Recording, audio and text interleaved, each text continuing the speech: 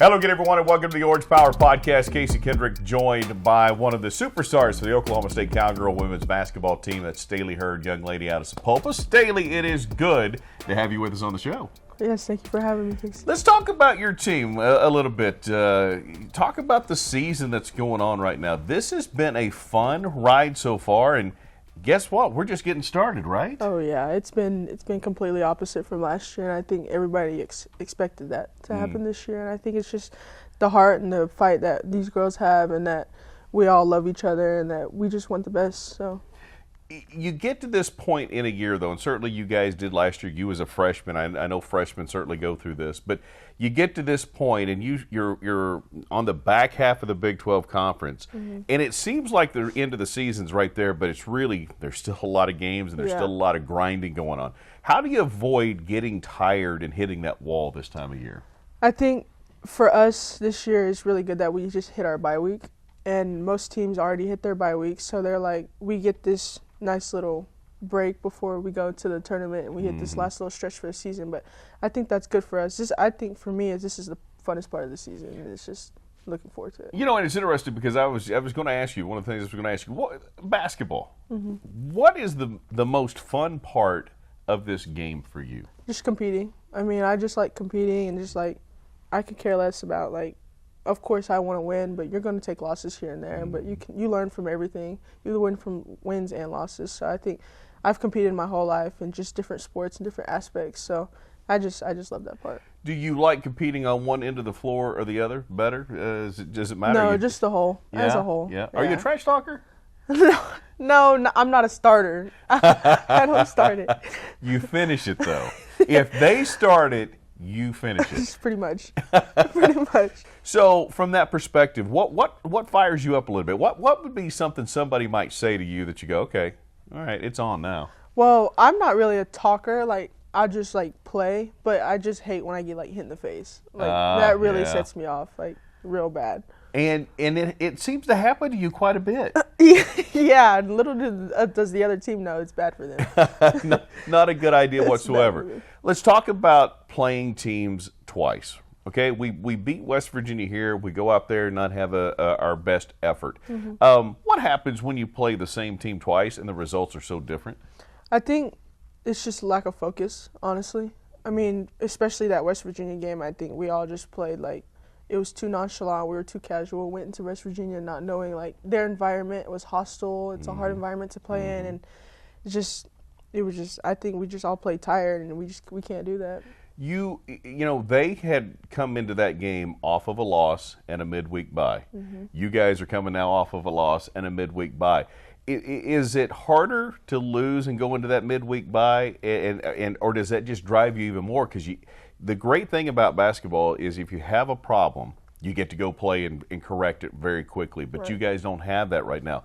Is that good motivation, or does that just make the week a little bit longer and a little more dreary? No, I think that's really great for us because we get to look back, and these past couple of days we get to focus on us for once and just work on things we need to fine tune for like the postseason, I should say. But I think that this is a great week for us just to get our bodies right, just get everyone healthy, and then, you know, I feel like we bounce back really well off of losses, and especially like we get a bye week, so we'll get a rest. We get a rest today and get to watch them play today, so I think that'll be really good for us. Playing a big game like what we have coming up this weekend, one of the top teams in the league, you're one of the top teams, they're one of the top teams. Is the motivation and the mental preparation different going into a game like you'll face Saturday against Kansas State? I feel like if we just go in with the same mindset we had with TCU and any other top team we've played, I think we'll be fine. I think we just gotta. It's about us. It's not about what they do. It's not about. We have to execute and we have to do what we know. Is it more fun to play this kind of a team, or is it more nerve-wracking? Or because obviously there are games when you guys go into it, you know you should win, right? We even talked about you getting bored. Coach challenged you not to get bored early in the year. Is this one more fun when it's this much on the line? Yes, I think for me it is. I just like more intense, competitive. Like we have to like sit down and actually get stops, and like the little things matter. Like it comes down to 1-2 possession games, and I think I find those fun. I said superstar, was having fun with you prior to us starting. You are becoming a superstar. You're only a sophomore, right? But you are becoming that. You're getting on Player of the Year, National Player of the Year list. As a young player, you're still nowhere near where you're going to be. But how hard is it to stay grounded when some of those people start recognizing you and throwing those nominations your way? Honestly, none of that really matters to me. I mean, it's just what I'm worried about, like the season. Like all that outside stuff, really, I could care less for. I mean, it's cool or whatever, but I don't care. What about being in the top 25? Same kind of thing, right? I mean, it doesn't matter right now. It matters at the end of the year. But just seeing your name come across the ticker, right? I mean, that's kind of cool, right? Yeah, it is. It definitely is, especially for like how hard this team works and how we deserve it and how hard coach pushes us in practice. And I think like we've seen that like even from brand camp in the summer, like how we care for each other and we work so hard, and like I think we deserve it. You said that a couple of times. I've said it 1,000 times on the broadcast. Coaches said it to me. Other players have said it to me.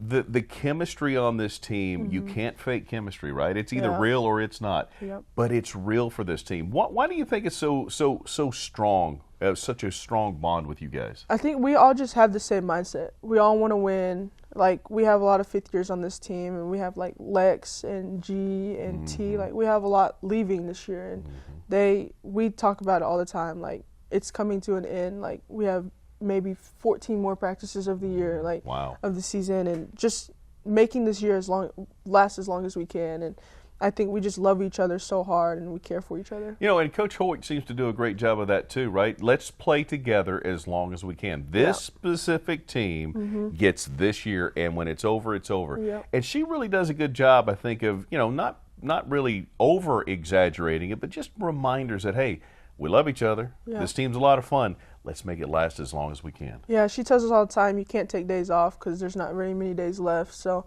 you have to take every day, like give everything you have every single day. So let's get to the nuts and bolts of things, all right? So you're on the free throw line and you miss a free throw. Who do you think of?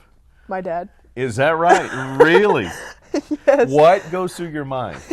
Everything he says, like he always says something. He's done that since high school, and that's just the voice I hear all the time. It's funny because you and I have had this conversation, right? You start talking to yourself out there, and so you start having these conversations, and you literally cannot believe it when you miss a free throw, can you? No, and sometimes it's just like lack of focus, and sometimes I'm like, oh great, now my dad's about to tell me shoot with my arse, like, and then he says it, so it's like I just know what he's gonna say.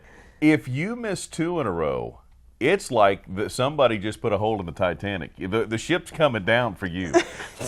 It's bad. I just don't like missing. Like, there's just no need for missing free throws. Like, they're free. Like, take your time and just make it. Like, I don't know. But when you do those things, when you have a turnover, when you have a bad trip to the free throw line, you make up for it in other ways, right? It's almost like you try to do that immediately with a steal, with a block, with some kind of very good defensive effort. And so it's almost like you try to make amends for that immediately. I mean, I can't really sulk on just a missed free throw or a turnover because the game, there's 40 minutes in the game, and that's 1 or 2 seconds in the game that I can't worry about. Like, there's bigger, better plays that need to happen. You miss the game-tying shot at Houston, and you hit the go-ahead bucket against TCU. Which one stands out more for you? Houston, because it was a loss. It was a hard loss, a really hard loss. Yeah. The emotion, right? I mean, I remember your raw emotion after that ball game, and it's certainly, obviously, the emotion after the TCU game. So is that what drives you? Is the fear of failure or /loss? I mean, no, failure's going to happen. I don't fear failure. I strongly dislike losing. But like, I learned from that game, like, I have to be on the court. I can't get in foul trouble. Like, that's really what was the difference maker in the game. Like, I had to sit and, like, that just can't happen. So. Well, I've told you this several times. You've been our player of the game. We've had lots of conversations at post-game, but you are quickly becoming one of the best Cowgirls that we've ever had in this program, and it's fun to watch. And I think the part that is as much fun is your maturity, is you do handle these things very well. You don't let things get to you very much. It's not like you're getting a big head and you have changed. So it's fun to watch you play. Keep doing what you're doing, and let's go win a Big 12 title. Yes, I think so. Congratulations on the season so far. Let's Thank go. you. All right, that's going to do it for us. Be sure to check her out Saturday. Huge ball game, 2 o'clock, taking on Kansas State. It is a huge ball game inside Gallagher-Iba Arena. That's going to do it for us. For Stailee Hurd, I'm Casey Kendrick. Appreciate you guys tuning in. We'll see you next time on the Orange Power Podcast.